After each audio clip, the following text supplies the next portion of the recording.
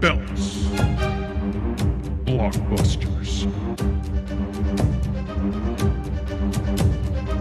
You are listening to the Triple B podcast.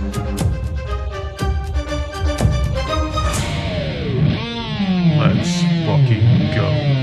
Welcome back to another episode of the Triple B podcast, Bourbon, Belts, and Blockbusters. I'm Tim. I'm Ryan. And this is the show about drinking bourbon, talking about wrestling, and blockbusters. Hell yeah, brother. Well, we got a jam-packed session today, so we should just jump right into cashing in the bourbon in the bank. Yeah, cashing in the bourbon in the bank this week. I still hate the fact that I accidentally had my wife put the logo on the wrong side of the fucking briefcase, but whatever. It is what it is. Still looks cool. It is super cool. Here we have for episode 14. 14 Timmy. episodes. 14. We're almost to 15. I know it. It's craziness. It's right. flying by. We have. I'm gonna open it to you. Oh, I'm gonna present this to you. Ooh, present. The Whistle Pig. Oh, I've been having my eye on this. Yeah, same. I've seen it. We got the Whistle Pig piggyback. It's 100 proof. It's aged 6 years. I've seen this multiple times at different bars, specifically Crockett's down in Puyallup. Okay. And actually, what are we doing? Gotta keep the briefcase. Yeah, we do. But yeah, so I've seen this at multiple different places, and I've just never tried it. Yeah, And so I'm like, it's always on like a top shelf in the bars and stuff. I got this at Safeway this morning, at like 6 o'clock this morning with my 10-month-old daughter. So looks like a boozer. Yeah, I'm sure people were definitely giving me a stink eye. How the fuck do you get the goddamn plastic off the top of this bad boy? I'm just going to keep mindlessly talking while I'm trying to figure out how to open. There we go. All right, we're back. We got, let's go here. Let's do that. All right, we got at Trip B Pod for our Instagram, X, YouTube, and TikTok. We are on Spotify, Apple Podcasts, Amazon Podcasts, and like we already said, YouTube. And we have our Gmail at triplebpod619@gmail.com. So that's all of our socials. Again, hit us up there. We'd love to hear from people, get comments, and all of that jazz. Yes. Back to the burb. Before we jump into our first full-blown talking points that we want to get to today, got this at Safeway this morning. It was on sale for like $55, right? Okay. I honestly don't remember what the original price tag for it was, but always look for sales. You know, like why not? That's bargain shopping. But yeah, so I've heard good things about it. I've seen it a lot, but I've never actually tried it. So I was like, you know what? Fuck it. We're going for it today. Let's do it. The piggyback. Cheers, man. Hells yeah. Cheers. All right. I think we got back on track a little bit. I think so. Yeah. I think it's smooth. It is. It got a little kick towards the end there. Yeah, I was gonna say it's smooth, but it's like full. Yeah. It's full flavored. There's definitely definitely a flavor. Last time was pretty bland. Yeah, you're drinking bourbon here, which is solid. Yeah, smooth. It almost has like a oaky vanilla. Yeah, I was gonna say Like I definitely have a vanilla taste to that. I like that a lot. That's really good. I could definitely see myself sipping on this at multiple times. Yeah. I'm going to give it a 7.5. All right. 7.5. I was going to go 8. Yeah. It was a pretty good, solid bounce back from the last, I think the last 2 in a row we've ranked like back to back our lowest one. Yeah, so far. pretty low. Like 6.5 and then like a 6 somewhere in there. So we're back. We're back. We're back doing good stuff again. Yeah, I really like this. Yeah, it's quite delightful.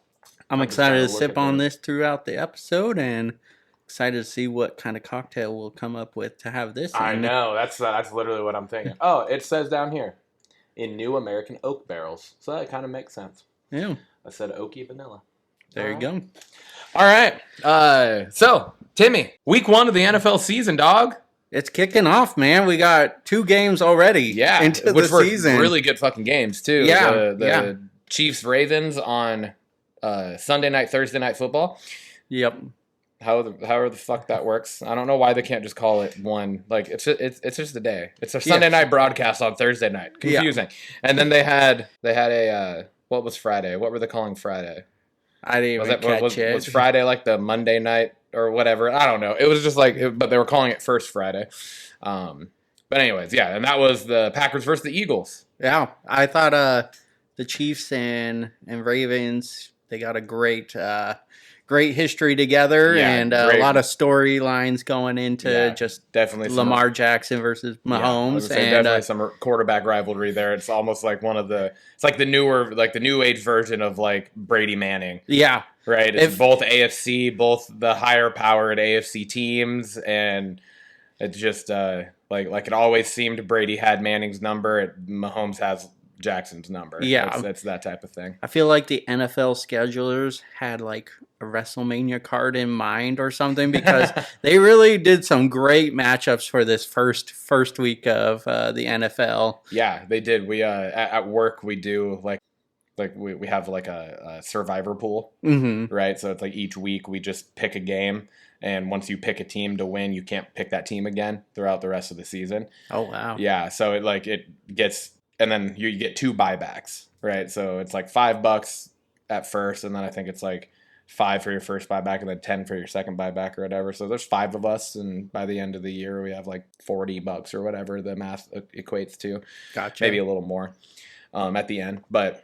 It was this first week we were looking at it. We're like, it took us a while to actually like look through the palette of games that we have, because it was like, what the fuck? Like, this is hard. It was like, who the fuck wants to pick between the Ravens and the Chiefs? Nobody. Right? And then it was like, all right, let's see who's playing against the Vikings, because they're should be fucking terrible this year. Yeah. And so it was like, who's playing against the Vikings? That might be a safe pick for week 1, not knowing really anything about the teams, you know? Yeah. The fucking Giants.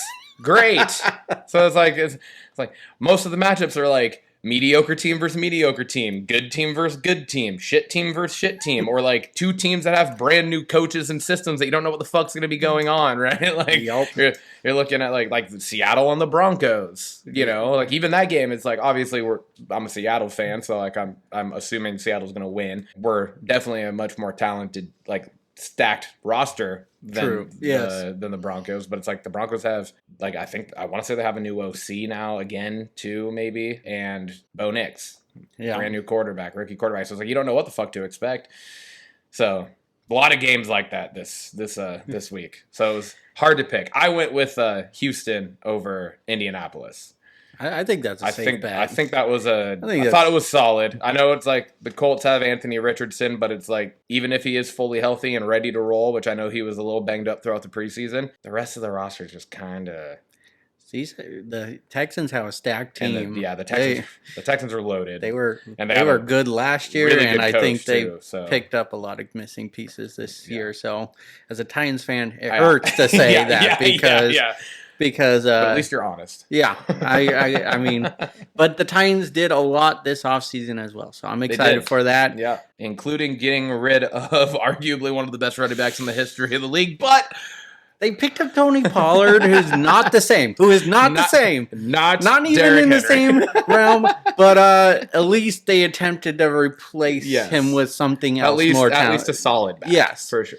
Exactly. Well, Sunday, Hawks versus Broncos. Obviously, do we want the Hawks to win? Do you think it's going to be a close game? What are you feeling? I think it's going to be a 2-score game. Seahawks win. At least a 2-score.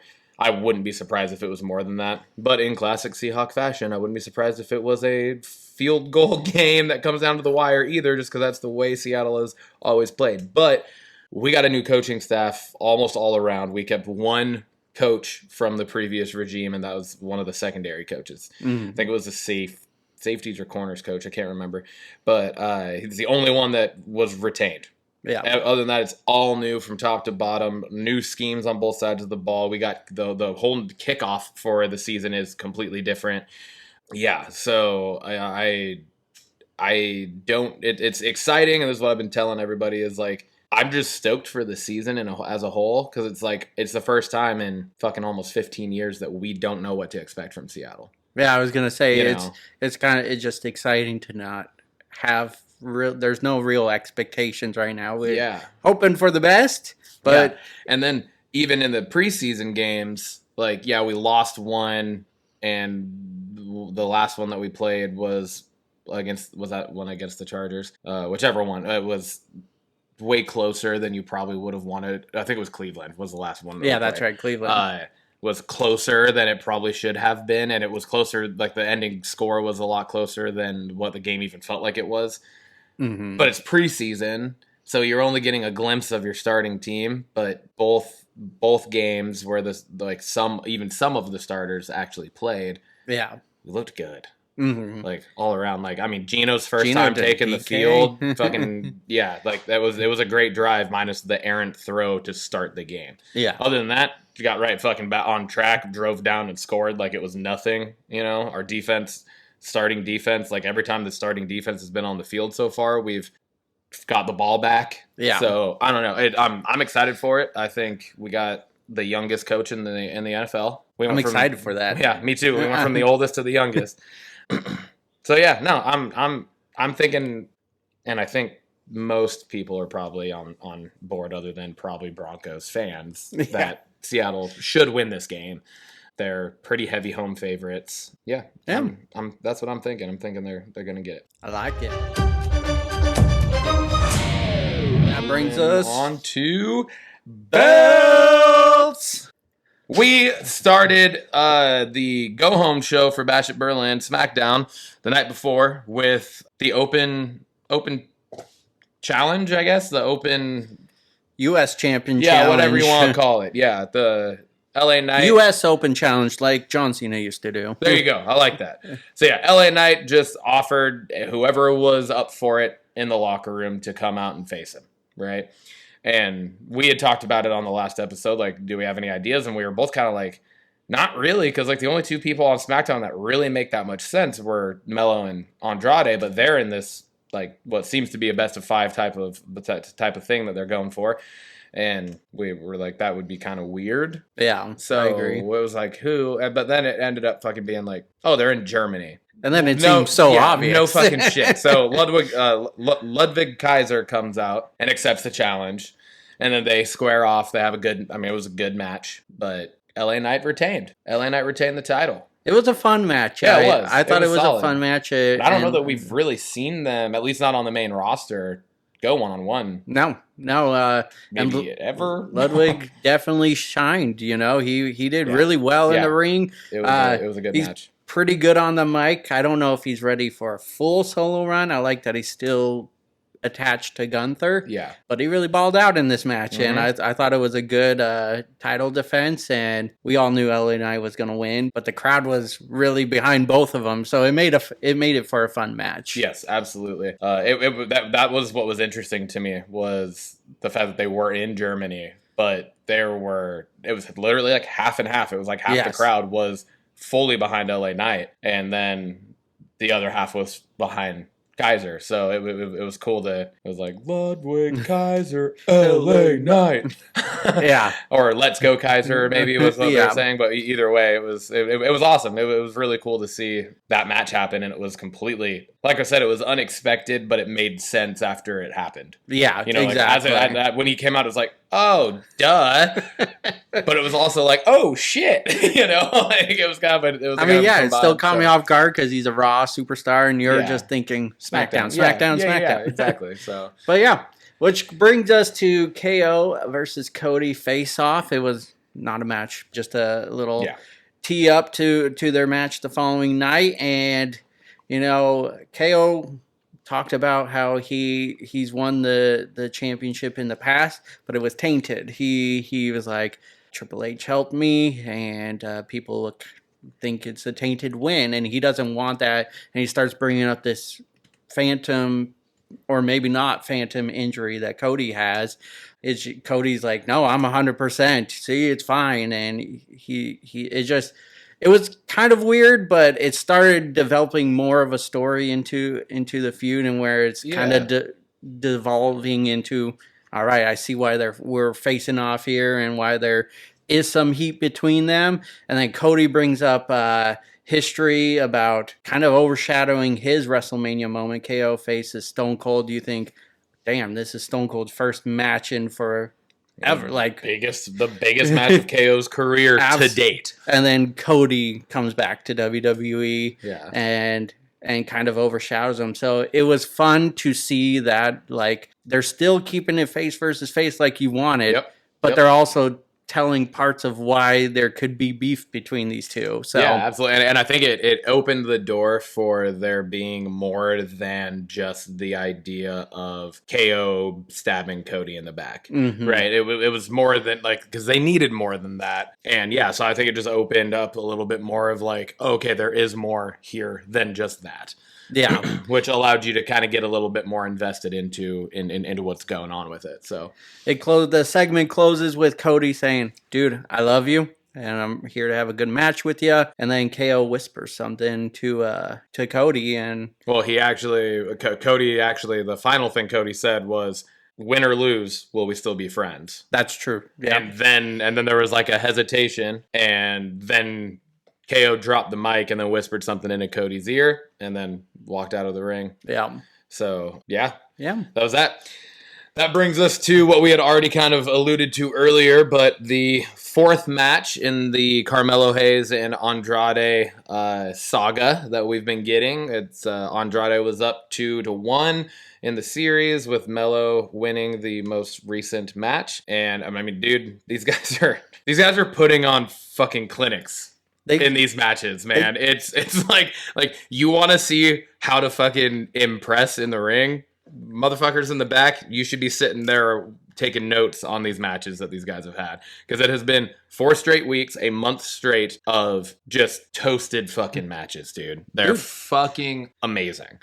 It's like, I mean, you think of 4 matches in a row with the same people, yeah, dude, and you go, it seems redundant. Right? It doesn't Yeah. seem exciting, but these guys find a way to step up each match, and I'm loving it. Dude, they're freaking loving it, man. Carmelo won this match. They tied the series at 2, right? So, like we had previously mentioned, and you predicted, like, fucking 2 weeks and like after the second Andrade win, I think was when it was that, because it was like, oh, they're going to be fighting again, which seems kind of weird. But then you had mentioned the potential for a best of 5. Yeah. Clearly looks like that's what they're going for, is the best of 5, because now they're tied at 2. They have to have There's gotta be a fifth. Yeah, exactly. So they got to do another match. And so it's like, what's next with it? I had mentioned that day when we were watching Bash of Berlin that, like, they got to do something above and beyond. I don't think it can just be the 5th one. I don't think can just be another singles match, like just another straight up singles match, because they have fucking been straight just bangers of matches back to back to back to back now, and they're doing things in the ring each week that are just like upping it and upping it and upping it. Like some of the fucking shit that they did in this last match, the fucking springboard, fucking what is it, the Spanish Fly? The Spanish Fly, yeah. That was insane. Like, that is so dangerous. I know. Like, that is so dangerous to think about, even just how that move can work. Like, it's dangerous for them to hit it just off of the fucking corner. Yeah. Like the top rope turnbuckle, when they're both stationary on top, planted, and both jump together. But for them to jump at the same time together off the middle rope, in the middle of, like, in between the 2 turnbuckles, and hit that so beautifully, it was just fucking insane. So I had mentioned to you that, like, I feel like the next match has to be a fucking, like, steel cage or a fucking TLC or, like, something that ups the stakes. Something big. To let these guys just continue to fucking show. Because, like, they're going to do some crazy shit in a stipulated match. Yeah. I don't think it can just be a straight singles match. And to add on to that, it has to be the main event. Yeah. It either has to be the main event, or it's got to be on a PLE. But I feel like the next PLE is so far out that would be, that it's like, we don't want to wait until October 3rd at fucking Bad Blood or whatever day of October it is. Yeah. To see the 5th match. Like that, it needs to happen either this week or the week after, and that point it has to be the main event because they've moved. They like started the show, then they were second match, then like they were like middle of the card, and then last week they were the match before the main event. Yeah, like it's got to be the main event to finish this feud. I agree. So now we're at the point now where it's literally like, well, I don't know who's gonna win, and either person winning would be believable now, which I think they've done a really good job with. Because at first it was like Andrade all the way. Exactly. I know. I think well done. Because it could have. We were kind of scratching our head, going, "Why have a third match?" But they put in a scenario there what led to that third match, and then it's progressed. So excited for that. Totally. Which brings us to our main event. Yes. Nia versus Michin in a street fight. Holy shit, man! Brutal match. Fucking brutal. Yeah. Brutal. Absolutely. Not as in like they wrestled poorly. It was brutal. Like it was a good fucking. And again, everybody, this is coming from me, Ryan here, who has been on record as one of the largest Nia Jax haters known to man. Dude, it was a fucking great match. It was. It really was. We had Tiffany Stratton. She was gonna cash in. She was gonna cash in. She was there was no like, oh oops, like, or then there was no ploy here. No, she was gonna fucking cash in. Yeah, she was getting ready to, and then she realized Nia was looking at her. She got caught. She got caught. Like, oh no, that wasn't gonna happen. Don't worry. And then bashed Michin in the head, and then Bayley returns. Haven't seen her since the loss to Nia at SummerSlam. And chases off Tiffy. Tiffy is away, so now it's just back to one-on-one. And then Nia just demolishes Michin, man. The only negative comments I gotta say is the Annihilator in the trash can just looks so dangerous for Michin. Oh my god. I was literally just gonna say that. Like there was no like stop. She didn't brace herself. Her legs were straight. Yeah. She usually like jumps from the middle rope and like kind of like lands on her feet, but then just like sits down, right? Yeah. Like, but does it smoothly to where it looks convincing, but you can also tell that like it was a pulled punch. Yeah. There was no fucking pull in that punch. And on top of it, Michin can't see when it's fucking coming. Yeah. That's the scariest part, I think, for me, is like you're having this ginormous woman with literally every ounce of her weight just drop straight onto the Michin's, in comparison, very small torso. Yes. And it was woo! I saw it, I was like, oh my lord, she's dead. There's no way. And then, without even getting checked on, she starts fucking throwing shit at her. I know what are we doing? The table. Throwing half the table, like it's I don't even know if she even landed on the trash can, but you see how heavy those tables are, and just chucks it on top of her, and then beats her with a kendo stick afterwards. I was just like, ooh, oh like God, like the whole thing, I wanted it to like, almost stop. I was just like, this is too brutal. Yeah. Like, it's not often that we see a women's match in WWE, at least, that is to that point where we're literally, as the fans, like, holy shit, this needs to be stopped. Like, yes. God damn, this isn't good. Like, this is actually quite dangerous. I mean, there's been definitely multiple times where Nia's been in the ring where you're like, oh, this is dangerous, but it was just because at that point she was really fucking bad. Yeah. She has gotten a way better. She has improved significantly in the ring. You can tell that she has actually like really trained and taken it seriously. She's way better, and she can move way better in the ring now. But there were still moments where like those where you're like, oh God, is she just doing that off like the heat of what's going on? And she's just feeling it. She's just like, yeah, I'm a monster. I got to do this shit. Or like, was that talked about and planned? Because if it's the former, she needs to have a stern talking to in the back. You flattened a person with your ginormous butt. And then you threw half of a table at that person while they were in a garbage can. Yep. Then beat them with a kendo stick. It was while the ref is trying to check on Michin.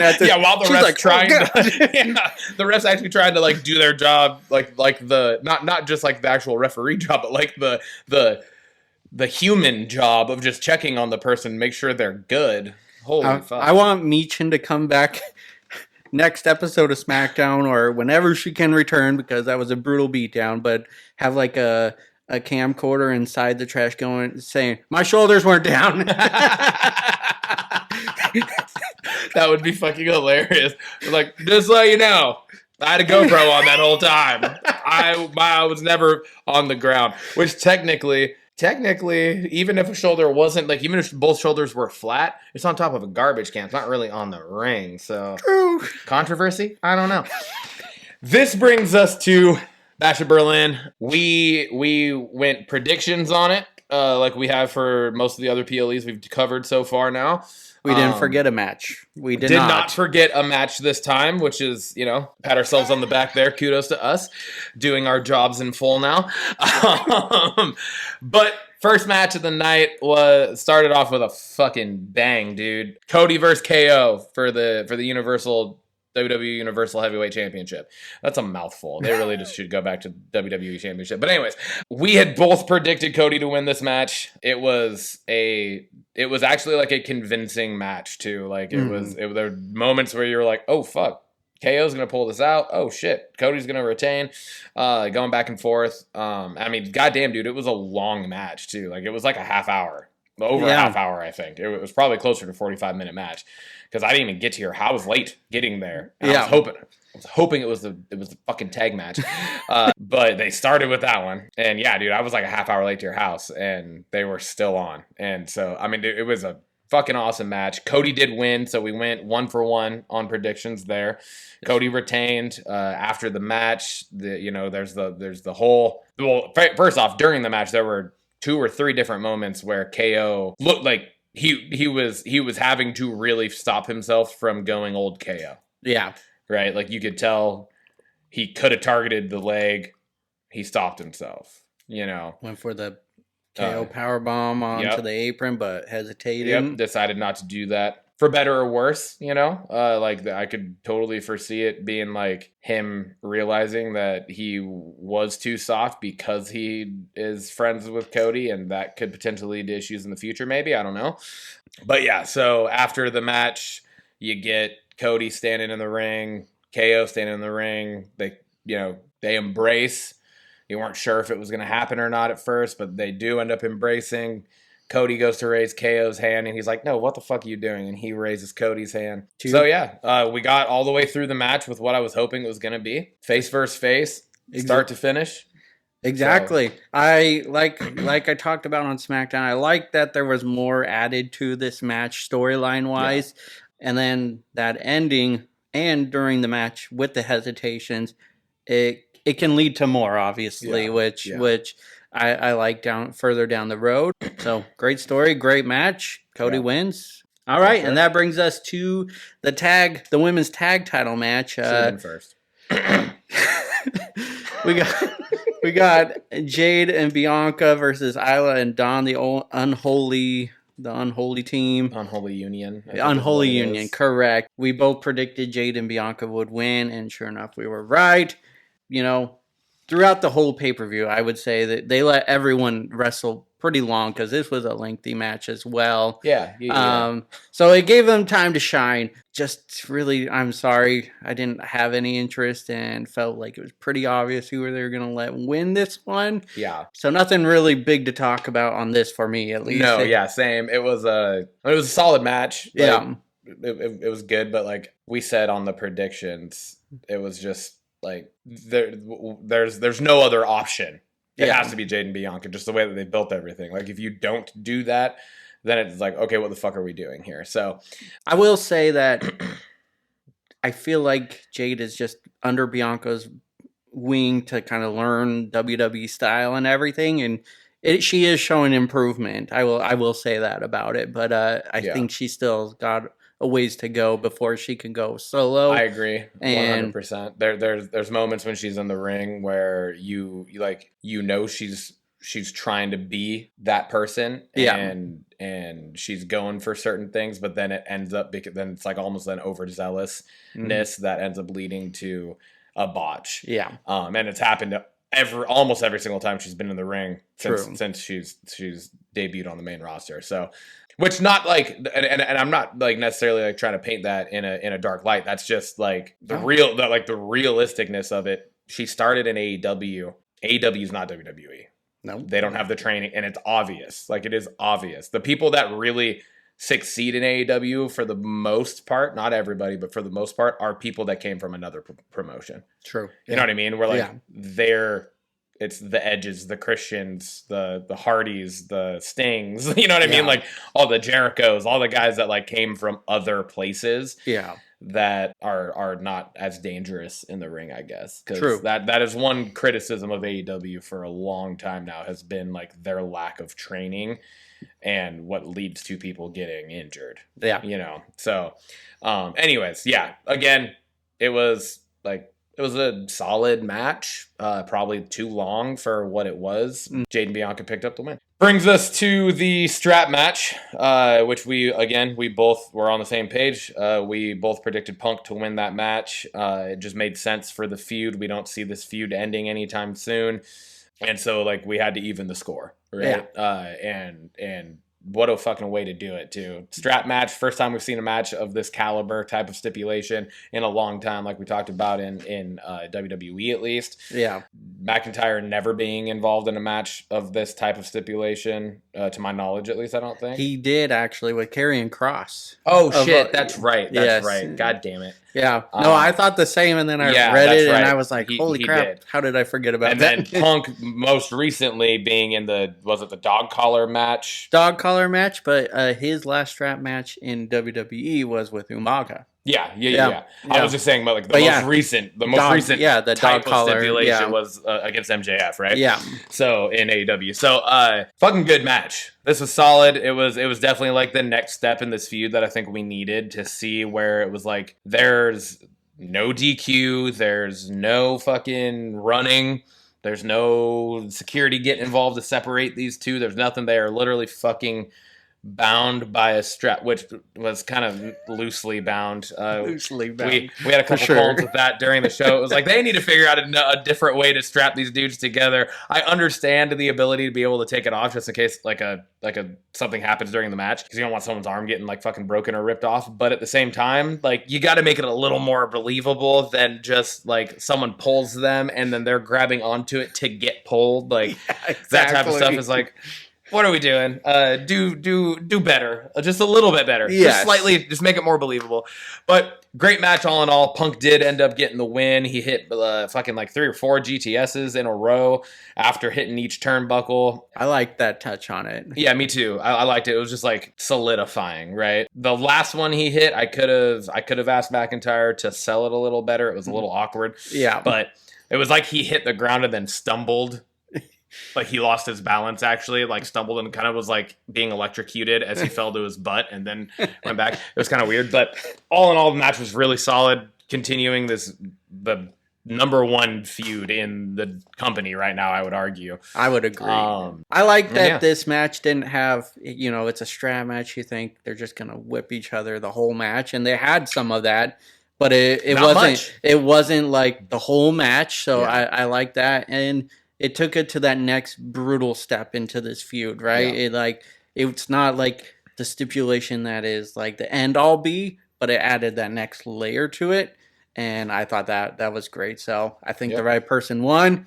They did a great job throughout the match, and enjoyed it. And important piece to note here: before Punk hit the final turnbuckle, he made sure he recovered his wristband with Larry and AJ on it. So that's a driving part of this feud is that fucking wristband. So he got the wristband back. The wristband was what caused them like a big portion of this feud to get so personal, and then it's also what caused Punk to lose at SummerSlam. And so he was able to finally get the wristband back. Good call on that. That brings us to the next tag team match. It was Livdom versus Terror Twins. We got split decisions on this. On the prediction. Ryan went with Livdom on that, and I went with Terror Twins. And in hindsight, can I clarify? Yes, I went with Livdom for a specific reason. Yes, and the reason happened but my prediction didn't. It didn't fully play out. I went with Livdom because I was like, there's no way the Judgment Day doesn't get involved, and I think that would further this feud. Yes. Continue. No, and after making my decision and then you doing your talking points last episode, I was like, did I choose the right team to win?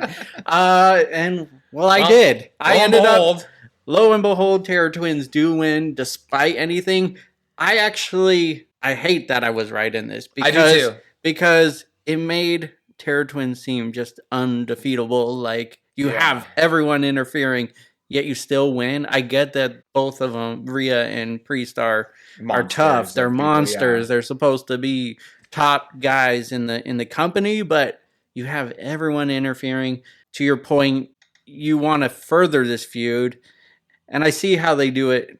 We'll get into more of it later on, but it was a weird to be right on this one because of how unstoppable they looked. Yeah, it just made me curious. I felt really good about my prediction. Like I was like, I feel like this is the way it needs to go for this to continue. Because again, just like the Punk and McIntyre thing, like this isn't ending anytime soon. Mm-hmm. We don't see that with like that doesn't make sense for it to end anytime soon. So it's like it needs to continue to build, which I felt like would have been the right thing to continue to build Priest and Rhea as like the underdogs against this group that ousted them and all of that.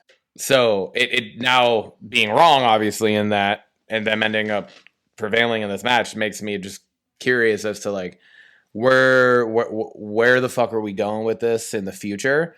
And I don't necessarily mean that in a bad way, like because everything they've done with this whole thing has been good so far. So like I fully trust in what's happening, but it just obviously swerved me. So I guess the only other way to look at it, and I just thought about it, is just this is kind of a way for Rhea and Priest to go through all of Judgment Day for Priest to get to Finn Balor at the end of it, maybe. Yeah. But I mean, Rhea's endgame is Liv, so going over that team, that's where kind of loses that credibility. But on Priest's side of things, he's going through Dom. Next up would be JD and Carlito, and then getting to Finn, maybe. That's my only thoughts. But no, I agree with you. I think the wrong team won here. Yeah. This brings us to the main event of the show, which was for the World Heavyweight Championship between Gunther and Randy Orton. We had a hell of a build to this. We both predicted maybe a little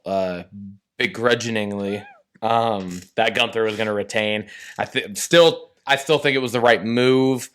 And I've gone back and forth with myself as to the finish and how I feel about it. Because at first I was like, "Fuck, man!" They didn't even submit Orton. It was a fucking KO. Like it was a sleeper hold with the single arm drop that ended the match. And at first I was like, "To Randy, really? That's the way this is ending?" But then at the same time, I'm like, "Fuck, that actually almost benefits Randy Orton in a sense, because it's like he didn't tap. He literally the only way Gunther could win that match was by completely incapacitating him." I agree. I think so. You couldn't have said it better. I think Randy Orton deserves to look strong in this feud, and you can't really do that if it's just a one-on-one match. Yeah. But having to beat Randy Orton down so bad that he just gets incapacitated and gets the KO, I think it was the right way to do it. Yeah, for sure. I at first was like, fuck, that kind of didn't protect Randy very much at first, because in the moment it looks like you're looking at it like, fuck, he literally just got destroyed. Mm-hmm. But then thinking further into it, I'm like, no, that actually, I think that was the right way, because I do think that protected Orton. That made him look like the most formidable foe that Gunther could have faced in this situation. For the first title defense, for it to go to that extent, to have to hit the sleeper like 3 different fucking times in succession to finally get it, I think it was solid. So, It- Timmy won on predictions for this PLE. He went 5 for 5. I went 4.5 for 5. I'm calling it 4.5 because my interference prediction was right. Just one more. I'm taking every little bit I can. What you got? One more point on the Gunther and Randy. The only thing I didn't like is just it felt very slow paced. The match went on for a really long time, and I wanted it to go a long time, but it just felt slow. If it was, I don't think the match itself was the quality that I was expecting. Yes, which is what made it at the Castle. Was that when they last No, King of the Ring. Yeah, King of the Ring. Yeah, King of the Ring. It was. It wasn't. Yeah, it didn't pop the way that their first match did. It did feel a lot slower, and I mean, it was fucking long. It had to have been the longest match on the card. I think easily. Yeah. I mean, dude, it forced Bash at Berlin of all PLEs to go over 3 hours. True. Which was crazy to us. Like we both were like between 2 and 2.5 hours. You know, like we figured 5 matches. Yeah, it was 5 matches. Yeah, and then this match alone had to have been close to an hour long match, dude. It was fucking crazy. So, but I mean, it's like both great competitors in the ring, so I don't necessarily know exactly what it was. It just felt slow and drawn out. Yeah. So this brings us to our 3 bells rating for a PLE. We rate a PLE after we've watched it out of 3 bells. We can do decimal system on this, obviously. What do you give this one? I think I'm gonna go with like a 2, 1.5. Okay, Maybe. Right down the middle. Yeah, I think I'm gonna go 1.5. I think I'm gonna go right down the middle. The Cody KO match was fucking awesome. The Punk McIntyre match was great. I think I'm kind of 50-50 on the Gunther Orton match because of what we just talked about. The women's tag match was like could have literally not been on the card, and I wouldn't have cared. Yeah. Almost would have put the street fight. Nia Jax and for Michin sure. on there. Absolutely, 100%. I think that to a point that's almost disrespectful to Nia Jax being the women's champion that didn't happen. But the other tag match, Judgment Day and the Terror Twins, was fine. Again, it was nothing to write home about, I don't think. So yeah, I think I'm gonna go like it was a very mediocre all around PLE for me. Yeah. What about you? I'm going to 1.1. Oh, you're lower than me. I'm rating it pretty low just because, like, yes, the storylines were there. We had some good matches, but it also, it kind of, like, the whole night felt like it was just drawn out. Yeah. And felt long, and I don't know. It just was. Maybe it's just because it's the one post SummerSlam. We were very high on SummerSlam, and a little bit of a. We knew there was going to be a lull. Like I said, the storylines... The honeymoon phase is over, if you will. The storylines were there. The matches were good. I don't know. It was not a home run to me. I think... Yeah, so it's not a bad thing. It's not... Yeah. It's not... No. We're going to have some lull moments of the year, and I think we've rated most PLEs pretty high since we started this podcast. All right, that brings us to Raw, the episode after Bash at Berlin. The show opens with a bang. We get Rhea Ripley coming out. There's not a whole lot of other ways that I want the show to open than hearing Rhea's fucking music hitting first. So absolutely, man. Rhea comes out. Essentially at this point, she's now on the mic. They're off of a, clean tag win over Dom and Liv at Bash at Berlin. And she's now calling Liv Morgan out. She wants a goddamn title shot, right? She wants, specifically, she says, I want back the one thing I haven't lost. Because she had to vacate the title earlier in the year, right? So, yeah, all this kind of, her just calling Liv out ends up leading to Dom coming out and kind of confronting her and getting booed like crazy like usual. He makes his way to the ring, gets in the ring. They're kind of going back and forth, trading barbs here and there. Liv Morgan tries to get a little cute. Yeah, she does. Tries to attack Rhea from behind. Rhea, eyes in the back of her head, knew that shit was coming. She could see it a mile away. Fucking popped her, took her down, kind of went after Dom. One thing led to another, ends up leading to Rhea getting wrapped up in the ropes. She gets wrapped up in the ropes in a way that actually was pretty believable, that ended up being like something actually fucked up in her leg. They're kind of beating her while she's in that position, upside down, hanging from the ring side, and Priest comes out, kind of saves the day. This all leads to a backstage segment with Rhea, got like a big ice pack on her leg, clearly gimped up, having issues there, and Priest wants a match, but he kind of is like, we don't really have any friends on the roster, so he's like, I'm gonna figure it out. And then Rhea's like, wait, I know somebody. And then before Priest walks off, because at first he's like, oh okay, well, let me know how it goes. And then he kind of walks away and he comes back and he goes, let me know what he says. Because he realizes who she's talking about. All said and done, ends up being Jey Uso. There's history there between Jey and Priest, between Jey and Rhea, Jey and Judgment Day as a whole. A little bit later, we get another backstage segment with Priest kind of not confronting, I don't think, but it was more just like man to man with Jey, just like, hey, we've had our shit in the past.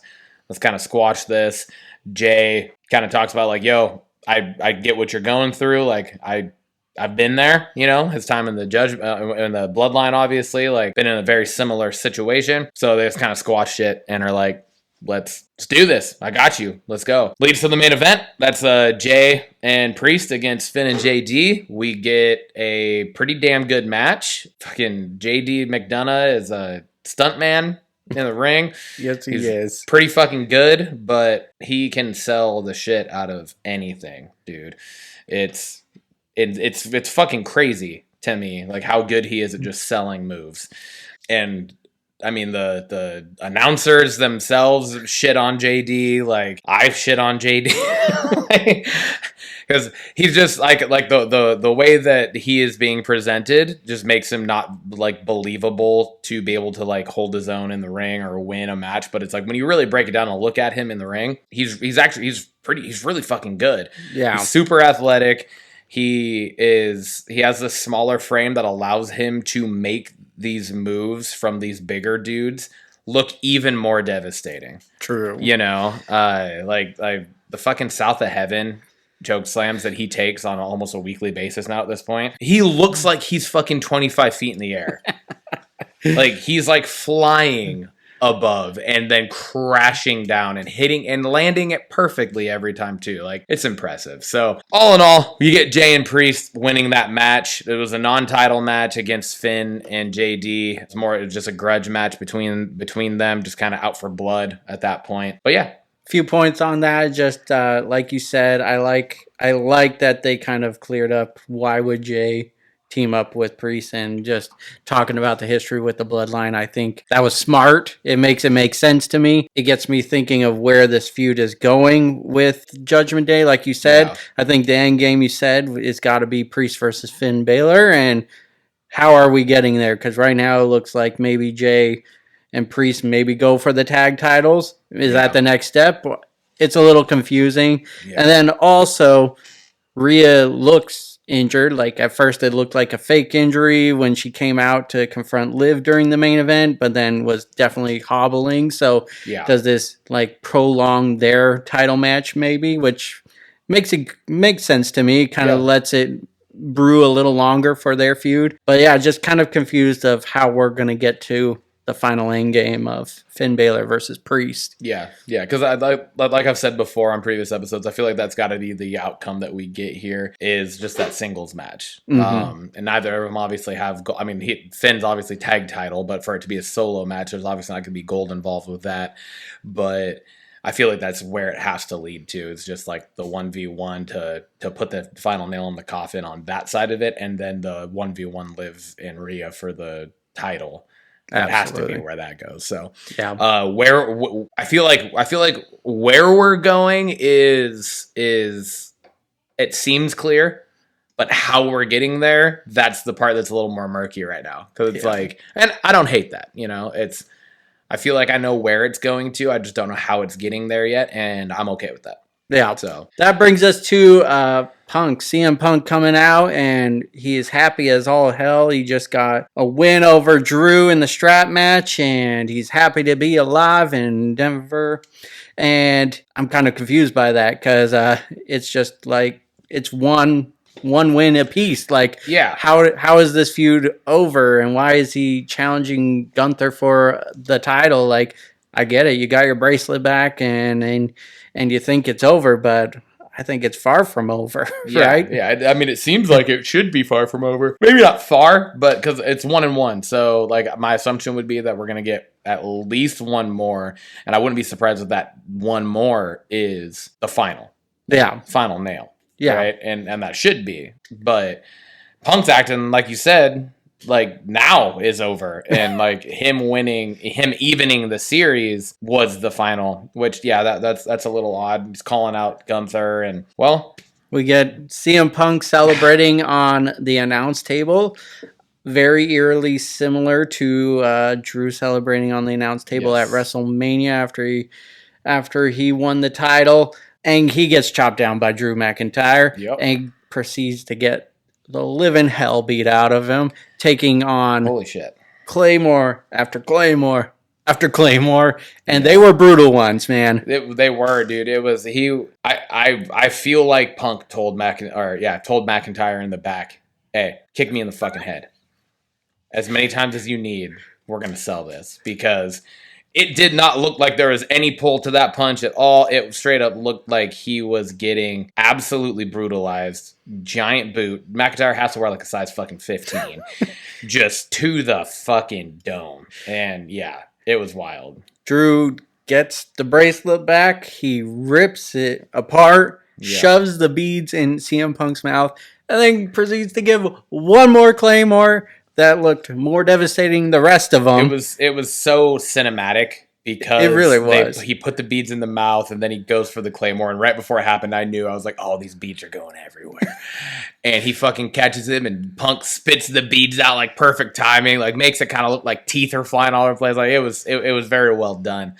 I think point to that is the intensity growth of this feud just in this segment took it to a whole other level because not only the brutalization of the beatdown of CM Punk, but the bracelet, right? We've talked multiple times now about how important this bracelet is in this whole situation in this feud, but you get McIntyre taking the bracelet off and you're like, oh, fuck, here we go again.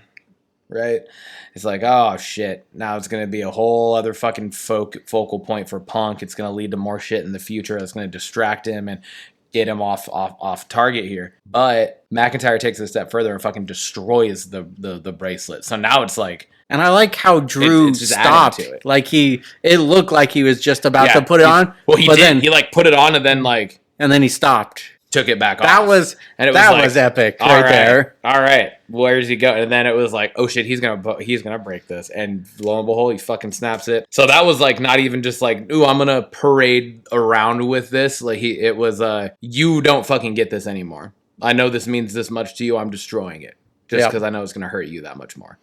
And they take it a step further. Drew attacks him while he's on a stretcher in the back. Getting put on an ambulance, and CM Punk's bleeding in the mouth.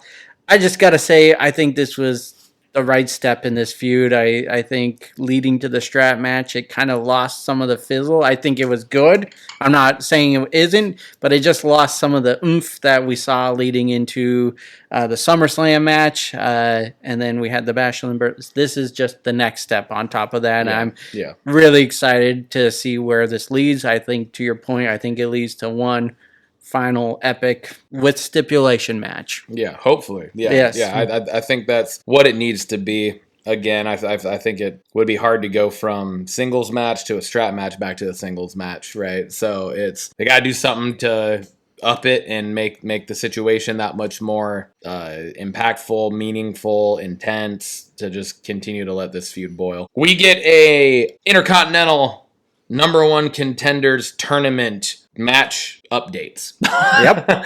We had two more triple threat matches for the Intercontinental #1 Contenders Fatal 4-Way match that we're going to have next week on Raw. To get in these triple threat matches, we're to add the final two people into that Fatal 4-Way. So currently we got Jey Uso and Pete Dunne, and then we had a triple threat match between Ilya Dragunov, Dragon Lee, and Dom. Ended up essentially kind of turning into a one-on-one match, which I think, my opinion, was for the better in the match. I think so too. Carlito came out and interfered. to try to help Dom win. Priest came out, chased them both off. So once that happened, Dom was no longer in the match, and it ended up literally just being Ilya and Dragon Lee. They cooked, dude. Yeah, they did. I want to say that like these two in the ring together was probably like the Raw equivalent of Carmelo and Andrade. Like it was, they're so fucking good. Ilya Dragunov comes out on top, man. I mean, it was they were pushing each other and they were doing some awesome shit in the ring, but Ilya Dragunov comes out on top, which was I believe that was your pick to win the whole tournament. Yeah. So that's one step closer for you there. I say those two really got me excited for the mid-card roster. I think absolutely the future is bright. I think there's a lot of contenders for the Intercontinental Champion, and they're all believable, and those two just prove what's exciting about this roster right now. Yeah, absolutely. We get another triple threat match. It's Sheamus, Kaiser, and was supposed to be Bronson Reed. We get a banged up Strowman. A taped up Strowman. Yeah, it was slightly confusing just as a whole situation. I know we had found out before Raw that Bronson Reed was out due to illness. Yeah. So they had to pull him. But then it almost made even less sense to then fill that void with Braun Strowman. Yeah, agreed. And then even farther to then have Braun Strowman be the one that won the match. It was just like, what the fuck? But like, again, like he's got the KT tape all up and on his side. Like he just got fucking brutalized the week before by Braun Strowman with the tsunami on the top of the car. It was kind of weird. It was confusing, but it also, I do think, played into the monster among men, right? Like, yeah, that Braun Strowman is and has been his entire career. So, like, to a point, I think it was good for him in that regard, like, for that, but it also, like, it didn't really make a lot of sense storyline-wise, because it was like, he just got fucking, like, the last thing we saw of Braun Strowman was him literally writhing in pain on the ground, saying that he can't feel his fingers. Mm-hmm. And then, all of a sudden, we get now Bronson Reed, who walked off after that the week before, literally under his own power, walked off, refused medical attention, and now he's out for medical reasons, kayfabe. But now you get the guy that he just destroyed the week before joining the match and then winning it. I don't know. This kind of like, again, it kind of goes back to what I was saying with like, why the fuck was Pete Dunne in this match and winning this match? Why the fuck was Karrion Kross in this match? Why is Braun Strowman in this match? I feel like there's other people that could have been in these places that could have been like better off for it. Throw Carlito in it. Yeah, like we're just gonna throw anyone in. Or JD even at that point. Like, I don't know. Like, it would have just been like, I don't know, it was confusing. But you get Strowman. So next week on Raw, we're gonna have Fatal 4-Way, Strowman, Jay, Pete, Ilya for the number one contender for fucking Braun Breaker. There's so many Brauns. Braun Strowman, Bronson Reed, Braun Breaker. For Braun Breaker's IC title. And yeah, I feel like I'm definitely, if I wasn't before, I'm definitely on board with your prediction. I think it's a no-brainer. Ilya's going to win this match. I think there's just too many outside forces going into it. We got Bronson Reed lingering and seeing Braun Strowman go on. I don't think he's going to take likely to that. So if he's medically clear next week, I think there's interference. We got one thing we didn't mention was that Pete Dunne interfered in the triple threat match to keep Sheamus from winning. So like my brain immediately goes to, there's no chance Pete Dunne's winning that match now because Sheamus isn't going to let that happen. So Sheamus, if we don't get interference from Sheamus in some form, I will be shocked. And then we also got a backstage segment with Braun Breaker and Jay. Yeah. Like, easily could see him interfering and costing Jay. So that leaves Odd Man. Which is interesting, too, with that backstage segment because he, like, confronted specifically Jay. Well, because was it the week earlier he had called Jay out? Yeah. Like, he had just called Jay out. And then this week, he's like, did you hear what I said last week? Yeah. And was like, you need to fucking bow out, or I'm going to come for you. But it was like, what about all of the other people that are in this tournament, too? Why is it just specifically aimed at Jey Uso? True. You know what I mean? So I'm like, why? Whatever. Like, it is what it is. But now, all of a sudden, we have this kind of awkward confrontation between those two who have never been in the ring together at the same time. Like, but yeah, so I feel like Ilya is the only one that doesn't have potentially a target on his back. So it just makes sense for him to win this. Agreed. that leads us to a really confusing spot. Kind of disappointed in the trajectory of the women's division in WWE, other outside of Liv and Rhea, and now Nia Jax and Tiffany Stratton. They're pretty much the only bright spots in the women's division right now. But we get the Unholy Union versus Damage Control, and Unholy Union comes out on top. It's just shocking. It was shocking. 2 days after they dropped 2 days after they dropped the titles, after a very insignificant title run that probably shouldn't have happened in the first place. Yeah, there's weird. no excitement for me. No, if Damage Control wins, it's a fresh match. Plus, they can cook in the ring. Yeah. I don't get the direction on that, but I don't get it either. Don't want to talk too much on it. Yeah. We get Gunther coming out and, kind of addressing his successful title defense at Bash at Berlin over Randy Orton. To his credit, he gives all the respect to Orton, which is more than deserved for sure. Pretty much, talks how it took him to his limits type thing. He was able to come out on top. And yeah, you just kind of get Gunther in the ring doing Gunther stuff. Yep. He's bashing on the Denver crowd like he normally does when he's in the States. You actually get a moment where you hear Joe Tessa. Is it Tessator or Tessatori? Tessator. Or Tessatori. I don't know. Tessator. Anyways, you get Raw's brand new announcer. You get the comment from him that, just a couple days ago he was so nice.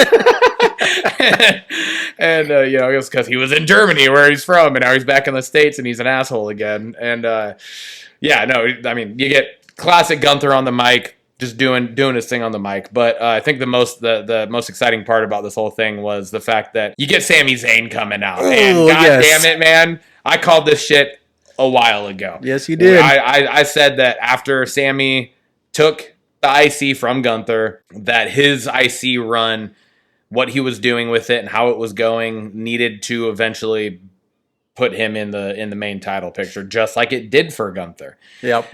And lo and behold, it hasn't been confirmed, but that's what it looks like we're leaning towards. That's what Sammy's gunning for. Comes out and essentially tells him that he wants that title. He talks about all the people with the IC title before them, like we're talking about legends, and how like they've all used that title as a stepping stone to the main card, and how Gunther used it as a stepping stone to the main card, and that's what his plan is. And then Gunther mentions how you mentioned all the legends that you just said, but you're not on that list, and you're not going to be on that list. And he declined. Yeah, right.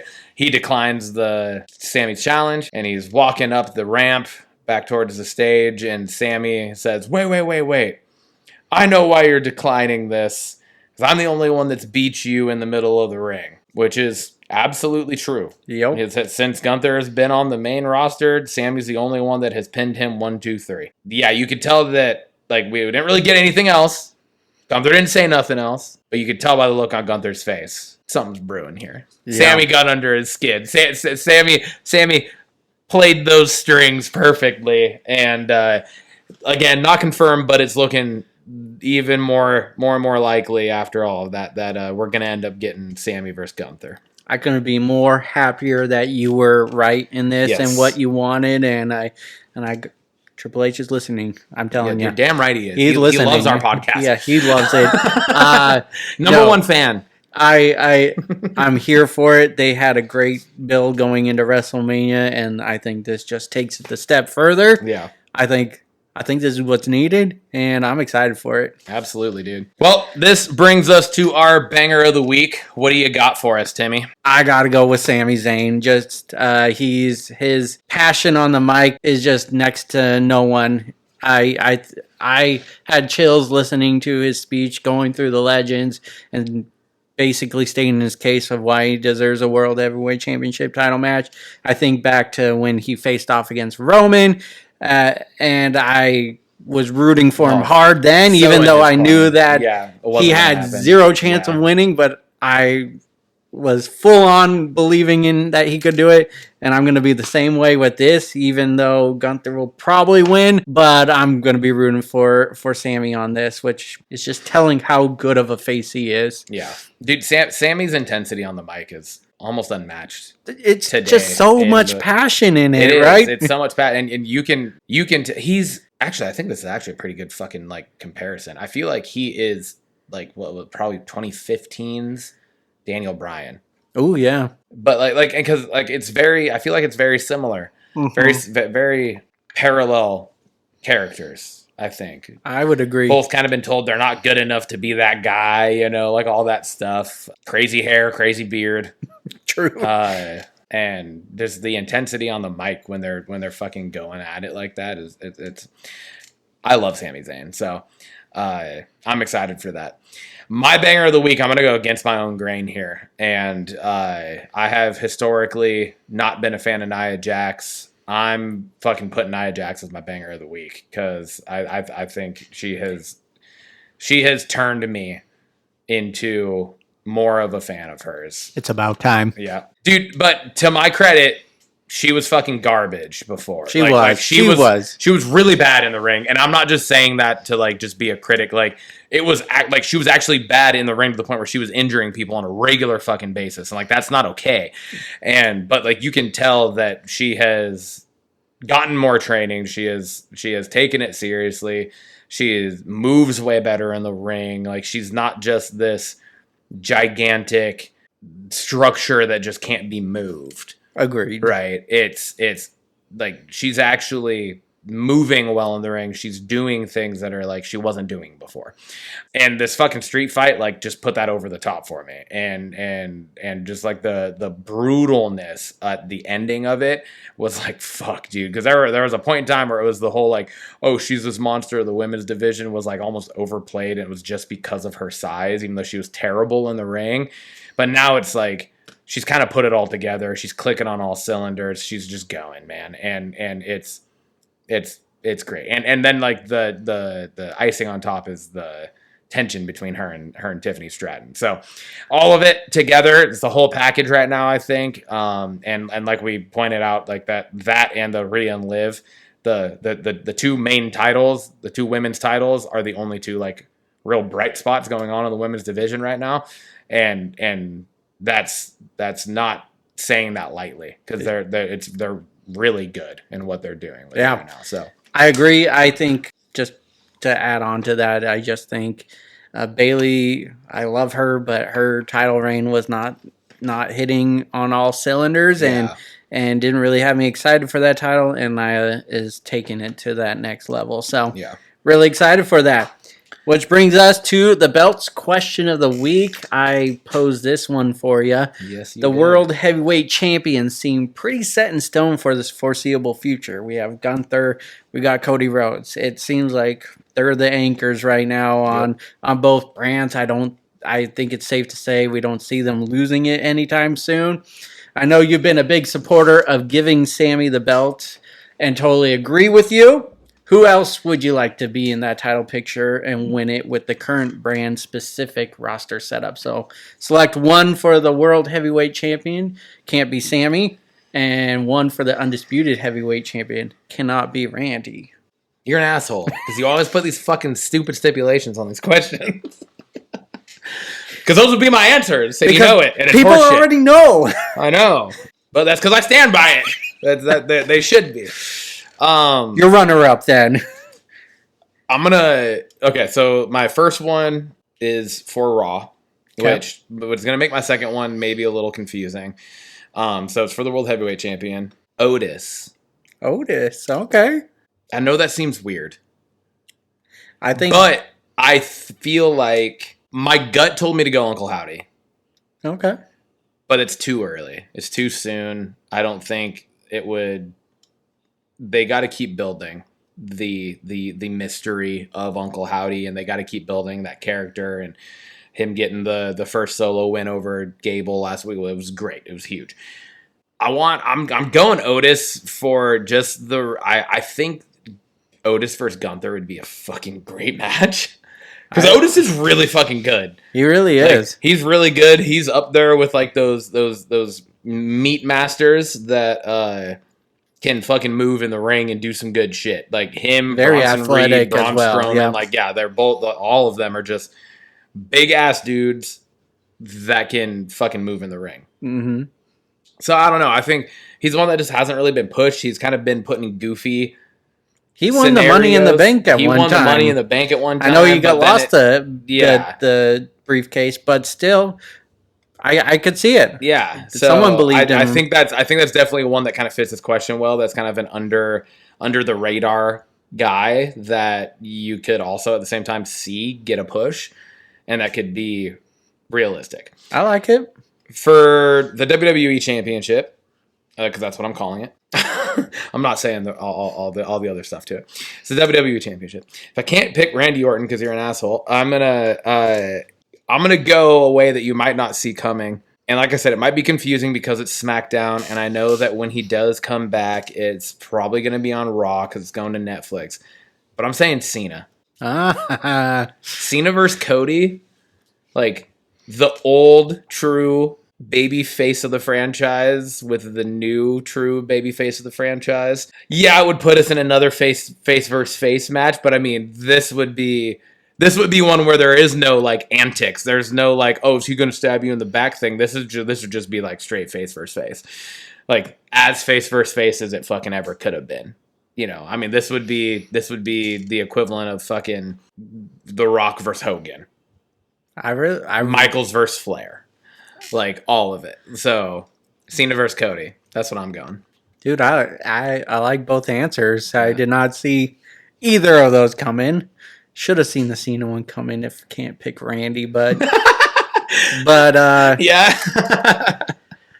all right, my two. Yeah, what are you for doing? the World Heavyweight Championship? I want Finn Balor. He became the first Universal Champion and had to immediately relinquish it because of injury.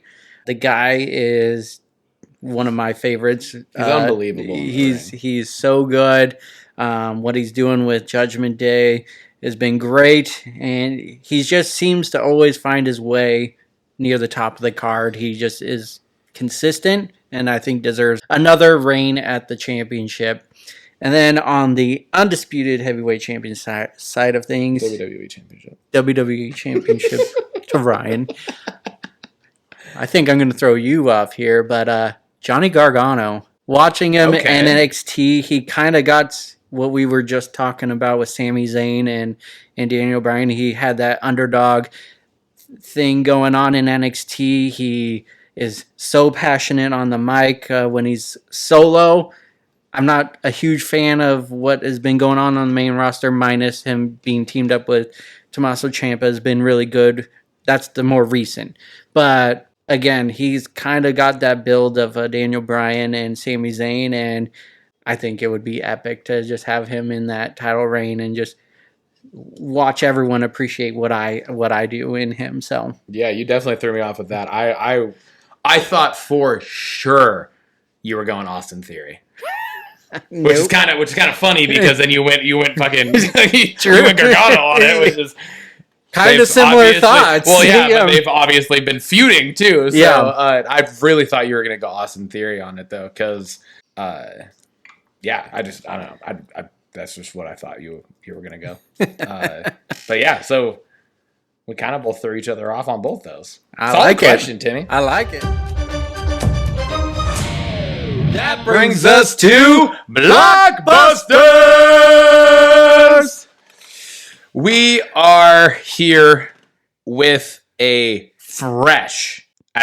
almost as fresh as it could be, short of us watching it this morning. True. Fresh review, hot off the presser. Timmy and I went and saw Alien Romulus last night. Heck yeah, we did. It's been a couple weeks in the making now. It's been out for a couple weeks. We've been saying, like, dude, we got to go fucking see this movie. We talked about it a lot leading up to it premiering.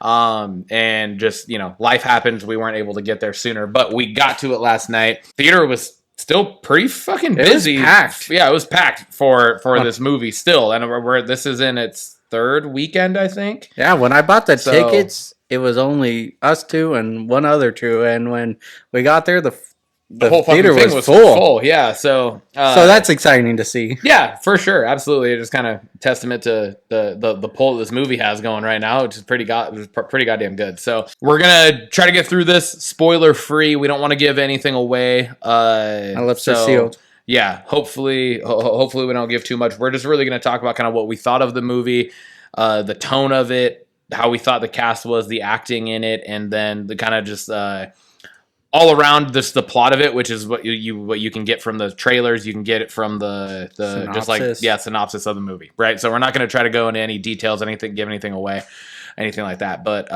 yeah, dude, what did you think of it? Dude, I freaking loved the movie, man. It had a lot of callbacks to the older parts of the franchise. Yeah, the tone was more set in more leaning towards on the horror side of things, and I gotta say, I was jumping left and right. Kudos to the filmmaker. Yeah, I was legit creeped out throughout the whole movie. The cast was a lot of people I don't know. It was a lot younger, which I thought was which was nice. And the plot, I mean, I thought the plot had a really good point to it. You know, they're trying to get off of the company planet and go to this new one where the sun exists and, you know, people aren't dying from disease and whatnot. So overall, I thought the movie did great things. I think the thing it did was just the creep factor. It had me legit creeped out, and it didn't lean too much into the gore side of things, which I thought with this director, he did Evil Dead Rises, and that movie is pretty gory. Yeah. So I thought it was well done. Yeah. Good story to it. I only have one complaint about it, and I don't want to talk about it because it would be a spoiler, but it was towards the end of just how something looked. But other than that, it was a solid movie. Okay. What about you? Yeah, dude, I fucking loved it. I think it might be my favorite entry in this franchise. Damn. It's really up there for me. To your point with the gore or the lack thereof, almost of the goriness to it, I really appreciated that because I feel like it felt in the same vein as the originals that weren't there were the moments where someone's just getting fucking pulverized, but they don't show it because they don't have to, because you know it's happening. Type of thing. Like you see like a glimpse of it, right? But you don't see it just fucking happening. Like some other movies, like you're like, oh my god, that's over the top, right? But like this one, it was really well done. I thought the camera work in it was fantastic. There was only one person that I actually know who they are, and it's Isabella Merced, and that's because she was in Madam Web. Oh yeah, She's also playing. I think the character's Hawk Girl in James Gunn's Superman. Okay. So like she's a younger actress that is kind of like upcoming, but she's like blowing up now. But this was like the second of the primary three things that she's like coming out in now, right? Like Madam Web, which, like it or not, however well or poorly it did, she was in that blockbuster of a superhero type film. Yeah. Then she was in this, and then she was in, and that's if you didn't know who she is, she was the sister. Gotcha. Yeah. I knew her. I thought the rest of the cast was like I didn't know any of them, but they were all like it was really good. I thought the casting was done well. I liked that I didn't know a lot of them, that they weren't like a bunch of them weren't like really well-known actors, because it was just like, all right, it was just like, these are new faces, new characters that I've never seen before. Where like there's sometimes in certain movies where it's like I've seen this person play this character 1,000 times and now they're playing this, and it's hard to get that out of your mind. Yeah. Right. So yeah, I thought it was refreshing to have that. I can't remember a movie that was more anxiety inducing, that was more stressful, that was like legitimately terrifying at moments. I said this to you as we were walking out last night, but like in the whole franchise of everything that has to do with the aliens, the Facehuggers have always been the thing. Like the xenomorph in itself, in real life, yeah, that would be fucking terrifying. But in the movies, like, I'm just like, yeah, that's just the alien. Yeah. But the Facehuggers are fucking terrifying to me. They always have been. They're creepy as shit. I have a thing about octopus and squid, like the things with the tentacle, like they creep me out. I do not like them. I'm fucking scared of them. And these things are like alien versions of those. Yes, they to are. a point. Like they're not tentacles. They're more like, they're like an octopus meets a scorpion. Yeah. Kind of. There were a couple moments in this movie that literally I found myself like moving in the seat, and like it was if you ever watched like we actually mentioned this movie last week, but like Arachnophobia, and then like while you're watching a movie like that where it's like spiders or something, you like feel like something's crawling on you and you're like, oh fuck. That was how I was feeling last night in the movie, and that's like there's not very often that type of thing happens to me, but I was literally like physically uncomfortable at certain points watching this, but in a good way. Yeah. You know, like it was great. That's why I'm putting it up there, because it's classic storytelling within that franchise. Super fresh, new take on it, but with like today's technology. Yeah. And I thought it was all just a fucking home run. I thought it was great. Yeah. So, Agreed. If you haven't yet, and you are a fan of the Alien movies, the Predator movies, the Alien versus Predator movies, like any of that shit, or just creature features in it as a whole, you're a fan of horror, you're a fan of fucking suspense and Sci-fi, thriller, sci-fi, like all of it, go fucking see this movie. Go see it in theaters. Support the theaters. It's fucking well worth the money to spend to go see it. The experience is well worth it. I agree, 100%. We're going to stick in the same vein, because this brings us to Alien Earth, which is an upcoming FX series that is going to be premiering in 2025 on Hulu by Noah Hawley. He's the creator of it. The synopsis of this show, it's the world of aliens, right? It's the world of Ridley Scott's Aliens. It says, when a mysterious space vessel crash lands on Earth, a young woman and a ragtag group of tactical soldiers make a fateful discovery that puts them face to face with the planet's greatest threat. It stars Sidney Chandler, Alex Lothar, Essie Davis, and Timothy Oliphant, which is the only one that I know. Yeah, I mean, there were a handful of other people. I just took the top four that were there. Timothy Oliphant's the only one that I recognize. Same here. Like I might, if I saw pictures of the other ones, I might recognize them in something else, but just based off the names, I don't know. But again, it's created by Noah Hawley. One thing I'm interested in about this is place on like the overall timeline. Yeah, I'm wondering where it takes place, like in terms of the first Aliens all the way to, or like even Prometheus, because like Prometheus and Alien Covenant and all that were set before the first Aliens, all the way to like AVP. Like where are we at on the timeline here? Because Alien Romulus was, I want to say it was like 5 years after the first Aliens or something like that. It was between the first two movies. Because the Romulus space station played a role in the first two, right? So, yeah.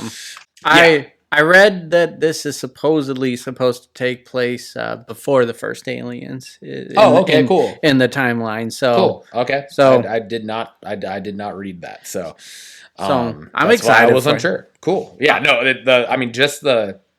have it's a true teaser trailer, right? Yeah. Like a true teaser, because there's zero information that you get from it other than you get a pretty fucking creepy, terrifying look at the xenomorph. Yeah. So you get a pretty good look at the alien itself. And I mean, just as you would expect, it's fucking creepy as shit. So yeah. And this is a series which I love. I love movies, but I also, to a point, like I like series as well, just because they can do more. Yeah, and they're not as limited to the time constraint. I like these series that could be easily big screen movies. Mhm. And I think Alien, I mean, we said it we just saw a movie in theaters, and this can obviously tie into that. It sounds pretty cool because like I said, I read that it does take place before Aliens, and the director is talking to Ridley Scott, even though Ridley Scott's not tied to this. Yeah. But it does take place in his universe, so he is trying to make it fit in everything. So that gets me a little more excited about it. Absolutely. Next thing we got is Agatha All Along. We've talked about this multiple different times. It's the next MCU project that's coming out. I believe it premieres on September 18th on Disney+. Yes, it does. We got a new trailer for it just the other day. And the new trailer, I think the biggest takeaway from this trailer was a single moment in the trailer. It was like kind of almost a blink and you miss it type thing. But it was I forget the actor's name that plays Teen. That's what his name is. In right now. Like that's what it's being credited as and everything. It's just Teen. Obviously everybody kind of knows that there's more to that. That's just kind of a placeholder right now. But he also, the actor did in an interview say that it's not just like a code name. That is actually like in the show what everyone refers to him as. But in the trailer, you get a moment where he is, at least it looks like he's about to say his actual name. And then almost like a X-Files, like old school X-Files-esque. There was one episode of X-Files from way back when, like the original X-Files run that I remember. And I always think of this for some reason. But there was one episode where people's mouths would get just like removed and it was just skin and they like couldn't talk. And that's kind of what happens with him, but it's almost more like sewn. Like Ryan Reynolds' Deadpool? Close. First iteration of Deadpool? Yeah. But it wasn't even like sewn. It was just like his mouth was gone and there was a design. Yes. Over it. Right? And the design is where it has the online fandom kind of running rampant right now. And because that design looked like a very eloquent and elegant M. And people are like, there's only one thing that could be pointing to. And we could totally be off. But there's a couple other things from before that I want to point out here. What the fan base is running wild with is thinking that there's like no other option. It has to be the fact that Mephisto is coming to the MCU. Couple things. The Darkhold has always had deep comic ties to Mephisto. Mephisto is the MCU's devil, right? He runs Hades or Hell in the MCU.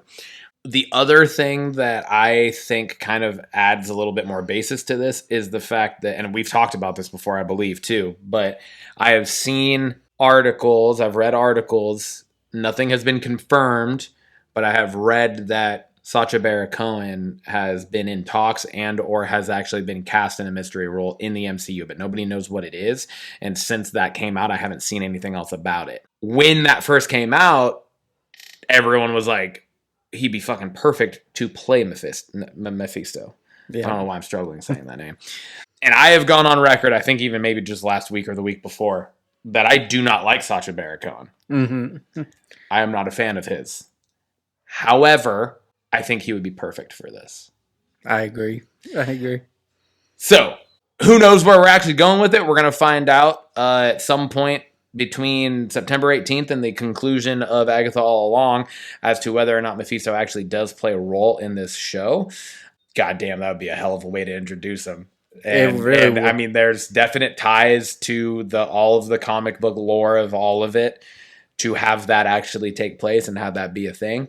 How that plays into the greater MCU as a whole, I don't know. But I don't know. I'm excited because I feel like this is like kind of what we're talking about with the Seahawks, where it's like there's so much unknown. There's so much unknown for me with Agatha All Along. And I love Catherine Hahn. I loved her as Agatha Harkness. I am excited for this show. I think it's one of those shows where it's like could very easily be another just Disney Plus bust, but one that I'm gonna fucking love, whether it busts or not. Like whether it's critically panned, I don't give a shit because I think it's gonna be awesome and I'm excited for it. I'm really excited. I didn't know that there was another trailer until we discussed this for today's episode, and I just watched it, and I was like, oh, I think he's right. Yeah. I love the little things they add to the tiny trailers, things, the man. very tiny things that get people talking about Yeah. it, and there's not a lot that happens in the movie world like Marvel does, and gets people talking. Yeah, So yeah, I for think sure. that's the fun of it, and Yeah. and gets people theorizing of what's going to come. And I really like where it could be headed in. Absolutely. So this brings us to our brand new segment that we are doing for the first time this episode. It is Toasted or Trash. We talked about this. I presented this last week, I think. 2 episodes ago. Yeah. I presented this idea to you. You liked it. So we said, fuck it. Let's run it and let's test it out and see how it goes. And I mean, so far, I think we both enjoyed it. I did. I really did. I think it's a good way to get us both watching different movies and potentially new movies or just rewatching movies, however it goes. So the idea behind this is we would each assign a movie to each other throughout the week, and however often we decide to do this. But like when we're going to do it, we would assign a movie to each other throughout the week for us each to watch before the episode. And then we would each watch those respective movies, and then we're going to just kind of discuss it on the show, just kind of like how we liked the movie. Again, we're not going to do like a full breakdown of the movie because that's unnecessary. Like if you want to know more about it, go watch it. But just kind of give our thoughts, give our take on the movie, how we felt about it, whether we each thought the movie that we watched was toasted or trash, and then whether the person that gave it to us thought it was toasted or trash, and then kind of like a little game show-esque piece to this here. So the first thing we're going to start with is the one that I gave to Tim, and that was The Double. The movie came out in 2011. It is directed by Michael Brandt. It stars Richard Gere and Topher Grace. For those of you that don't know, Topher Grace played Eric Foreman on that 70s show, and he was also Venom in Spider-Man 3. Yep. Of Sam Raimi, Tobey Maguire Spider-Mans. Synopsis of the movie is a retired CIA operative is paired with a younger FBI agent to unravel the mystery of a senator's murder, with all signs pointing to a Soviet assassin. Timmy? Dude, had you seen this movie before? I had not seen this movie. That was my goal. I was hoping you had it. Had not seen this movie. It was fun to see Richard Gere again. I was telling Haley, I was like, dude, this guy, like, yes, he's older, but he looks the same as when I saw him in Pretty Woman, Runaway Bride. Yeah. Still the same guy, but it was nice to see him. He's had the luxurious white hair since he was like 22 years old, I'm pretty sure. Exactly. And it was just nice to see him in, because I think I've only really seen him in like romantic comedy movies. Yeah, for sure. So it was nice to see him in this like spy thriller movie. And then Topher Grace, kind of the same thing, seeing him in goofy roles, rom-com films, and then the one-off where he was Venom, and thought that was pretty cool. But really what I liked about the movie was just like, it's a throwback to 90s spy thriller movies, I thought. And I mean, I know the movie's older, it's 2011, but even then that's way past the 90s of when these movies were coming out, those type of movies were coming out. I thought I thoroughly enjoyed it. So I thought it was toasted, and I'm going to say that you thought this movie was toasted. I did, yeah, for sure. This movie, literally anytime I've ever been asked for, like by anyone, a recommendation of just something to watch, I throw this movie out, because from the moment, I had never seen it. Mm-hmm. I mean, until I had never seen it before I just bought the DVD. And I mean, you're talking, I probably bought this in fucking 2013, right? Like maybe even shortly after it came out on DVD. I don't know exactly. I've had it for years. I never saw anything about it, didn't see a trailer for it, never went and saw it in theaters or anything, and I just happened to be like, what the fuck's this? I was like, Richard Gere and Topher Grace. I read the back of it, essentially what the synopsis is, right? And I was like, fuck, I'm gonna try it out. And then I watched it and I was like, this movie's fucking awesome. Like, it's so good. And you want a goddamn movie that's going to keep you on the edge of your seat and on your toes the whole fucking time, like literally not knowing what the fuck's going to happen next? this is the fucking movie for you. Agreed. Like, it was, and again, without giving anything away fully, but I mean, the movie is fucking almost 15 years old, but I never even heard of it, so maybe give people a chance. Yeah, that's fair. That's fair. Some twists and turns that you probably wouldn't fucking see coming ever. Nope. Like, you would, there's shit in this that you would not expect. So that was why I was like, I got to give this to Tim. He's got to see this shit. He knows that I love twists. So that was the perfect movie. Yeah, dude. Yeah. Awesome. I'm happy you liked it, because that was definitely toasted in my book. Which leads me to the movie that I recommended for you. And actually, this was a first time watch for me too when I recommended it. So we're gonna get live reaction to the toasted or trash part. But it's a movie that came out in 2013, so similar time frame. Stars Nicolas Cage, John Cusack, and Vanessa Hudgens. The director and 50 Cent. I forgot about until I. And the director was Scott Walker. Synopsis of this movie was: an Alaskan state trooper partners with a young woman who escaped the clutches of serial killer Robert Hansen to bring the murderer to justice, based on actual events. So, what did you think of this movie? So it was funny. I actually had seen this before. Oh, so you've seen this? Yes, I had actually seen this before. But it was funny because I forgot about it. Like, I saw it... I want to say it was I was in college. Mm-hmm. So it wasn't too long after the movie came out that I watched this. It was when it came out on DVD. So, it was probably close to a year after it came out or whatever. Mm-hmm. Because I mean, that was, the time frame where like it wasn't like a movie was out for 2 months and then it went to streaming. Yeah, exactly. You had to wait for it to come out on DVD. And so, yeah. So, I mean, it was probably close to a year after it had premiered or maybe a little after, but I'd watched it. And then I, honest to God, had kind of over the years, I'd forgotten about that fucking movie. So then when you sent that to me, I was like, that sounds fucking familiar. I was like, why do I know that title? And then I like looked it up and I was like, oh fuck, I've seen this. But I was like, I don't remember it. So that's awesome. So it was like awesome. It was not a nod to last week's episode, Jurassic Park Rebirth. It was like a rebirth for me of watching this. I really liked the movie. I'm gonna say just for myself that it's toasted. It's a very gritty, very dark, but very well done true crime serial killer thriller. I think I think it's I thought it was super well done. I think John Cusack playing that role it's one of those things that you're like, oh, it's perfect. Mm-hmm. But it was so catches you off guard. Yeah. Because you're like, John fucking Cusack? Really? Like, fucking goddamn... high fidelity. Yeah. Yeah, fucking holding the goddamn boombox and fucking hot tub time machine. Fucking true. Like, the cop in Con Air. Like... Yeah, which was funny because Nick Cage was in Con Air. Yeah, Nick Cage, yeah. So it was just like catches you off guard to see that, but then you're like watching it and you're like, that's almost like too fucking good. Like you're like, he could actually be killing people in real life and no one would know because that's just he seems like that everyday nice guy. You know what I mean?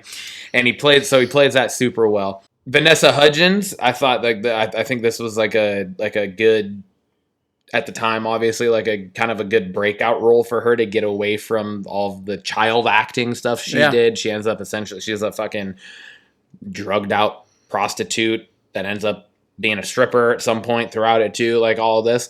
So like it was just like a very mature adult role for her that you hadn't really seen her in before this movie came out.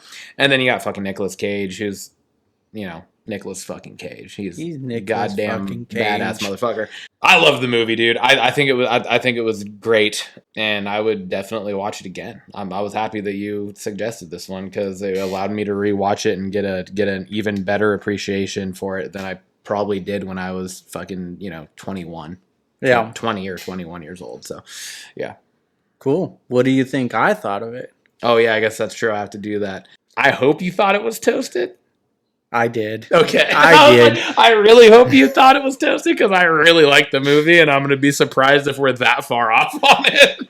No, a lot of what you said is so true. I thought it was a cool take on the serial killer movie because you knew who the serial killer was throughout the movie. Exactly. And I really enjoy based on true events movies. It gets me researching afterwards, like what happened and everything.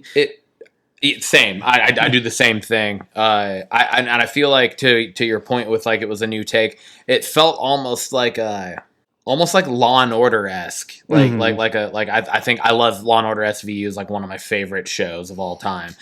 And it felt like a lot of the times, maybe not every episode, but like their episodes on the show that have like multi-episode arcs where like you know who the bad guy is, and then you're like seeing the events play out to them trying to catch him, and then they don't know who it is, but like we know who it is.